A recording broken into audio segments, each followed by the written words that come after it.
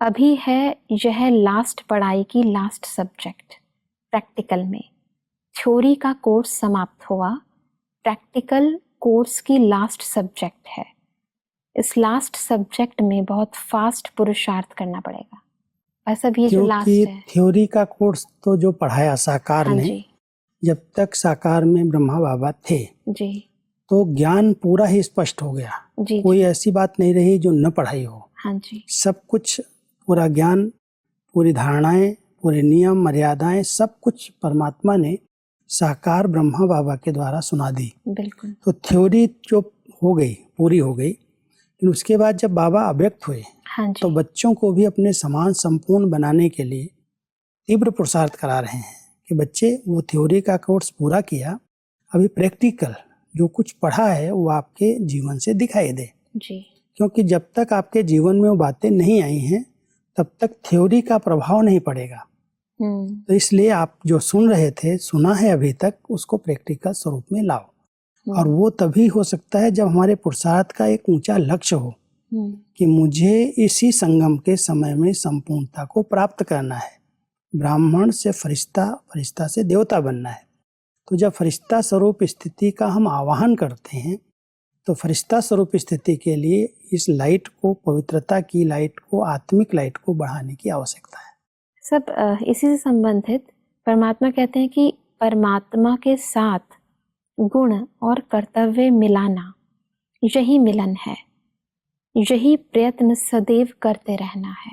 क्या है जो परमात्मा ने कार्य किए हैं, जो अभी भी कर रहे हैं जी अव्यक्त रूप से, और जिन गुणों को उन्होंने साकार में ब्रह्मा बाबा के द्वारा जो उन्होंने दिखाए, जी और अव्यक्त मिलन में भी जब बाबा आते हैं तो हम उनके कई गुणों को कैच करते हैं। जैसे जब बाबा का अवतरण होता है तो पूरी सभा में एक अपनत्व की, जैसे स्नेह की लहर दौड़ जाती है। जी सबको अनुभव होता है जैसे बाबा आ गया, मेरा बाबा।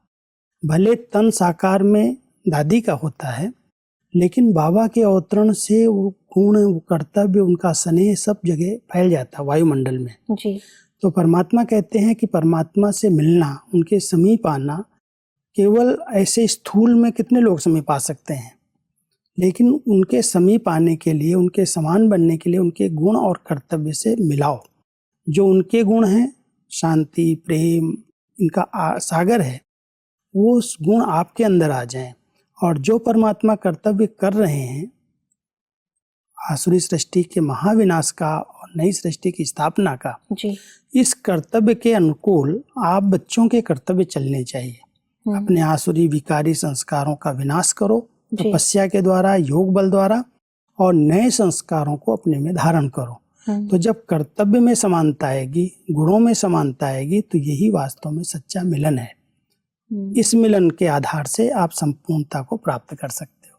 फिर सब आगे चलकर एक प्रैक्टिकल बात है कि संकल्पों को ब्रेक लगाने के बारे में परमात्मा कहते हैं कि इसका मुख्य साधन कौन सा है। जो भी कार्य करते हो तो करने के पहले सोचकर फिर कार्य शुरू करो। जो कार्य करने जा रहा हूँ वह परमात्मा का कार्य है, मैं निमित्त हूँ। जब कार्य समाप्त करते हो तो जैसे यज्ञ रचा जाता है तो समाप्ति के समय आहुति दी जाती है। इसी रीति जो कर्तव्य किया और जो परिणाम निकला वह परमात्मा को समर्पण यानी स्वाहा कर दिया। फिर कोई संकल्प नहीं, निमित्त बन कार्य किया और जब कार्य समाप्त हुआ तो स्वाहा किया। बहुत अच्छी विधि है जी। क्योंकि कई बार जो हम कुछ कर लेते हैं उसमें अगर अच्छा या गलत कोई परिणाम मिलता है तो उसके बहुत सारे संकल्प चलते रहते हैं। बिल्कुल। उस पर बहुत चिंतन चल जाता है। कई तो खुशी में उन्हीं संकल्पों में खुश होके वही संकल्प रचते रहते, बहुत अच्छा मैंने किया, बहुत अच्छा हुआ, और कुछ नुकसान हो गया, कुछ गलत हो गया तो उसका पश्चाताप करते रहते हैं जी, डिस्टर्ब होते रहते हैं। हाँ जी। तो परमात्मा एक बहुत अच्छी विधि बता रहे हैं। कोई भी कार्य जब प्रारंभ करते हो श्रीमत के अनुकूल, परमात्मा का ये कार्य है, उसने हमें इस कार्य के निमित्त बनाया है, इस स्मृति से वो कार्य प्रारंभ करो। निमित्त मात्र, निमित्त बन करके भगवान के कार्य के मैं निमित्त आत्मा हूँ। हाँ जी। इस सेवा के लिए निमित्त हूँ। हाँ जी। तो एक तो निर्माणता अंदर रहेगी, मैंपन नहीं रहेगा, और दूसरा जब कार्य पूरा हो गया, हाँ जी, तो पूरा होने के बाद जो उसका परिणाम निकला, अच्छा या गलत, कुछ नुकसान भी हो सकता है, कुछ हाँ नीचे ऊपर भी हो सकता है। जी, जब परमात्मा का कार्य के लिए हम निमित्त हैं, तो उसी समय उसको समर्पित कर दें, स्वाहा कर दें, आहुति दे दें, तो उससे क्या होगा, हमारे संकल्प फिर अधिक नहीं चलेंगे, फुल स्टॉप लग जाएगा। तो ये संकल्पों को ब्रेक देने की बड़ी अच्छी विधि है। भगवान ने यही गीता में बार बार कहा है जी, कि जो कुछ अच्छा या बुरा परिणाम निकला, उसका तुम चिंतन नहीं करो, कराने वाले ने करा लिया। सब परमात्मा का एग्जाम्पल देते हैं बहुत अच्छा, कि जैसे घर में कोई बड़ा होता है तो जो भी कोई काम किया जाता है तो बड़े को सुनाकर खाली हो जाएंगे, वैसे ही जो कार्य किया, समाचार दिया, बस अव्यक्त रूप को सामने रख, यह करके देखो। बहुत अच्छी विधि है। वैसे साकार में भी जब बाबा थे तो ऐसे हम सब करते थे। हाँ जी, दादियों के सामने भी कोई कार्य हुआ, बता दिया, हल्के हो गए जी, लेकिन बाबा कह रहे हैं इससे भी ऊपर चले जाओ। हाँ जी, साकार माध्यम को भी कब तक आधार बनाओगे, बिल्कुल, अव्यक्त रूप से भी बाबा को सामने लाके बाबा को सुना दिया, हाँ जी, बाबा आपने करा लिया, ये आपकी शुक्रिया, बधाई, बाबा के आगे अर्पित कर दिया। और परमात्मा कहते हैं कि जितना जो सहयोगी बनता है उनको एक्स्ट्रा सहयोग देना पड़ता है। जैसे अपनी आत्मा की उन्नति के लिए सोचते हैं, इस रीति शुभ भावना, शुभ चिंतक और शुभ चिंतन के रूप में एक्स्ट्रा मदद दोनों रूप से किसी भी आत्मा को विशेष सहयोग दे सकते हो, देना चाहिए।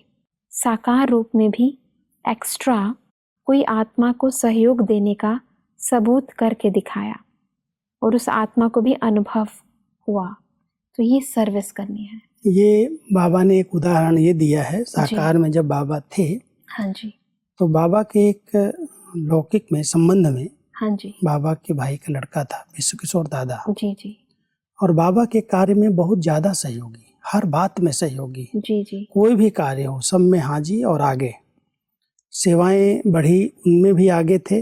मकान लेना है, सेवा केंद्र खोलना है, कहीं कोई प्रॉब्लम आई है, कोई सरकार की बात की तरफ से कोई कार्य पड़ गया, जी, तो दादा हमेशा सहयोगी रहे और सदा ही हाजी की, आगे गए। जी, कोई भी कार्य में कोई को और आगे, कोई को पूछने की जरूरत नहीं, दादा बैठे हैं, सब कर लेंगे। जी, तो जब दादा बीमार पड़े, कुछ अचानक उनका छोटा सा ऑपरेशन हुआ, हाँ जी, तो बाबा ने उनको स्पेशल शुभ भावना की सकाश दी कि बच्चे का दर्द समाप्त हो जाए।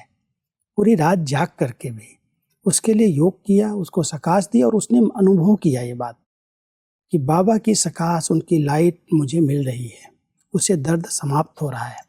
तो प्रैक्टिकल उस आत्मा ने उस समय अनुभव किया, ये जैसे सहयोग दिया। तो परमात्मा भी हम बच्चों को कहते हैं, कई बाबा के कार्य में बहुत अच्छे सहयोगी हैं। कोई तन से सहयोगी हैं, कोई धन से सहयोगी हैं, कोई मन से भी सहयोगी हैं।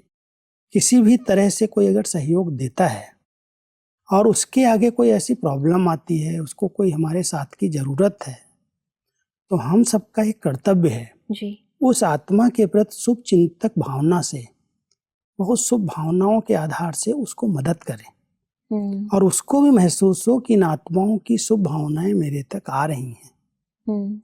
तो जिन्होंने भी कोई सहयोग दिया उनको मदद मिलती है ऑटोमेटिक, लेकिन हम सबको परमात्मा गाइड कर रहे हैं कि बच्चे ऐसा करना चाहिए। जी, ये भी जैसे कोई गरीब को अगर मदद मिलती है, हाँ जी, तो उसको लगता है कि देखो हमारे बैठे हैं शुभचिंतक, समय पर हमको मदद मिली, साथ दिया। जी, तो ऐसे ही परमात्मा कहता है उसके पास सब शक्तियां नहीं है, हाँ जी, लेकिन जिस भी शक्ति से उसने सहयोग दिया तो उसका रिटर्न मिलना चाहिए।